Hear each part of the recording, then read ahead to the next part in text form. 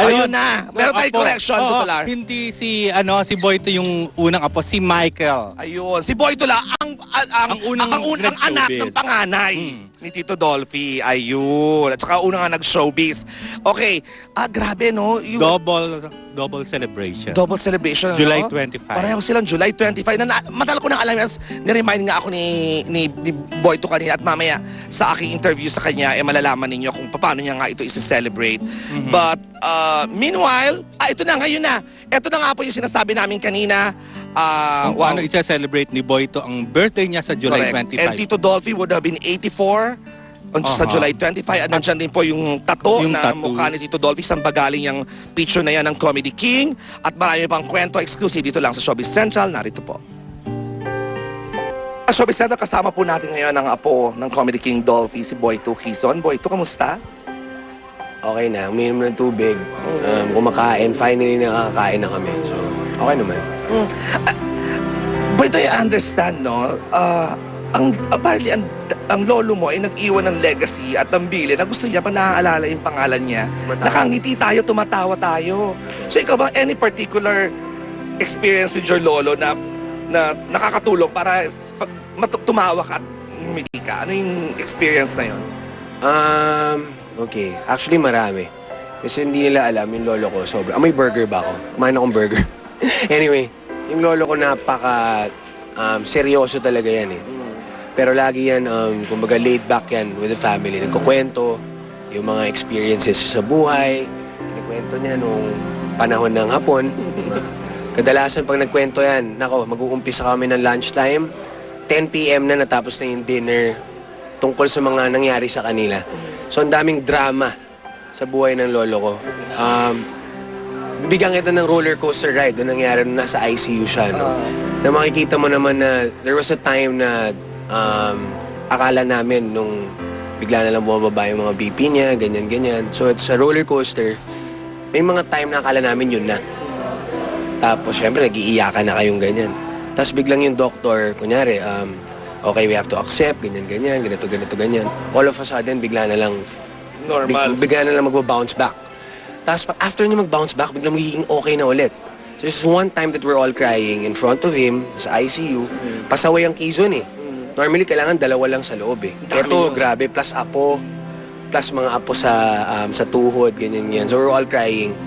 Bigla na lang gumanito siya. Dumila. So, tawanan kami sa loob. So, may mga ganong moments na hindi ko makakalimutan. And hindi lang isang beses nangyari yung ganon.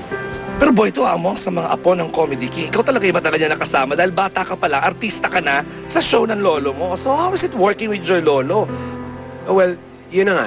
Isa siya sa... yun na nga. Iba yung relationship namin. It's not really just parang... Nakaka-relate ako sa kanya towards work. Kasi nga, since siya na rin yung bata pa lang ako, nandyan na siya. In a way, parang naging trainer mo. Siya yung mentor natin lahat eh. Kumbaga, isa siyang icon at the same time. So, syempre mahirap kasi, ang mamimiss ko sa kanya talaga, parang, alam mo yun, sweet, pag, kunyari, minsan kahit gumagawa ka ng sarili mo, ganyan-ganyan, siya yung taong minsan hindi ko kailangan tawagan everyday. Pero definitely kakausapin ko yan at least once a month at kakausapin ko kung ano nangyayari. Medyo kung napatid man ako sa isang desisyon ko, yan kagad yun. Siya kagad yun. At minsan di mo na kailangan sabihin sa kanya kung ano yung nilalaman ng gusto mo or kung ano yung pinanggagalingan mo. He just actually knows. Alam niya na kagad. So, yun yung mamimiss ko. Ito modesty aside din po, kaibigan kita, pero tinatanong namin, maski sa ibang mga kamag-anak nyo, na ikaw daw ang paboritong apo ng lolo mo dahil nga, yung parang yung dad mo nag-stay, so parang naiwan ka rito. So, totoo ba to?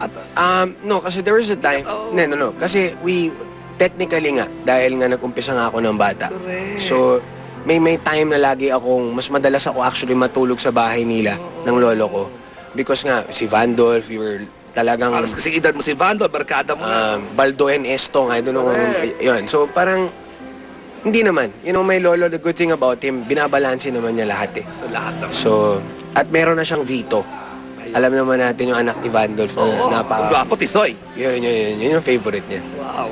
So, at least, maganda niyan, yung mga legacy na naiwan ng lolo mo na maski ang mga sambayan ng Pilipinas here to support. You have any message for the Filipino people who've been praying, crying, and most of them nasa labas pa ngayon and really want to see yung maski yung puntod na lang ng lolo mo? Any message para sa kanila? First, I want to say thank you to everyone. And then, alam ko, marami tayong pinaiyak niya. Yung pinaka nakakatawang tao. All of a sudden, pinaiyak tayo. Actually, yung buong bansa. Ito na lang yung message ko. Like yung sinabi ni Eric, no? Tumingin ka sa tabi mo at ngumiti ka. And I think yun yung gusto niya. Pag sinabi yung Dolphy, yun yung ngiti. Yun lagi natin maaalala. Yeah, and speaking of Dolphy, I understand kayong magpipinsan din at saka mga tito mo, lahat kayo nagpatato ng picture ng lolo mo. So, ito recently lang ba yung sa'yo? Alam ko may tattoo ka na dati. Ito, actually, the first tattoo ko to. Nag-decide ako na ito na yung tattoo kasi ang lolo Iba-iba ba kayong ng mga tito mo? At saka, may mga iba-ibang option. Actually, nag-umpisa siya na itong picture na to galing kay Maybelline. I think kuha to sa wedding ni Maybelline. ni Maybelline. So, pinadala niya. So, ito yung nakalagay sa ICU niya. And it's something na ito talaga lagi ko siya nakikitang nagdadasal kasi. So, kahit nasa bahayan, bago umalis, magdadasal muna yan. So, it reminds me of him being grounded. Na parang, siguro iniisip niya every time nagdadasal siya kung paano niya itutuloy yung, may lolo kahit umabot sa point na physically, hindi niya na kaya, mentally nandun pa eh. Gustong-gusto niya yung ginagawa niya. And I think, yung passion niya sa pagbibigay ng saya sa mga tao laging nandun. And, yun. So at least lagi na akong, diba, pag tinitignan ko to, magpapray ako lagi, diba? At saka itong particular, nasa tattoo mo, yan din po yung mga kapusing kumalat na pin. Kasi na pinagawa ng ilang mga supporters ng Comedy King. Yung, this particular picture, that is nalaman natin ngayon, nagaling pala yan, ang picture na yan sa kasal ni Maybelline na parang anak-anakan na rin ni Tito Dolphy. And ang maganda niyan, one thing I know na si Tito Dolphy pa nagdadasal, he is actually praying for other people and not himself. He's always like that. Saka, yun na nga, yung lagi niyang iniisip, yung talagang purpose niya, talagang pinanindigan niya yun all the way. Which, wala lang. Laughter, ganun. So, Message na lang to your lolo, I'm sure he's listening. Lolo, I know everyone is actually with you now. Sigurado may big yung entourage mo dyan. I know, masaya ka na dyan and you're with your friends, yung mga mentor mo, yung group mo. Alam ko, nagsiselebrate na sila sa'yo. Ganyan. So kami, alagaan nyo na lang kami at isa ka ng angel, sana tutukan mo na lang kami lagi. And Angel nyo na siya. Angel na natin siyang lahat. Any particular plan ng pamilya para sa birthday ni Tito Dolphy sa 25? Definitely heritage kami. That's for sure. And ako isi-celebrate ko yung birthday ko rin dito.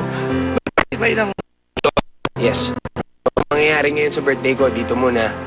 Tapos saka na ako maggagawa ng sarili. yun yun, naalala ko. Magka-birthday sila ni Tito Dolphy. Alright, maraming salamat. Boy, to you take care. Kinikilala natin siyang Comedy King. Pero alam nyo bang para kay Tito Dolphy, iisa lang ang hari ng komedya. Ito ay walang iba kundi si Pugo, ang nag-iisang idolo at inspirasyon niya sa pagpapatawa.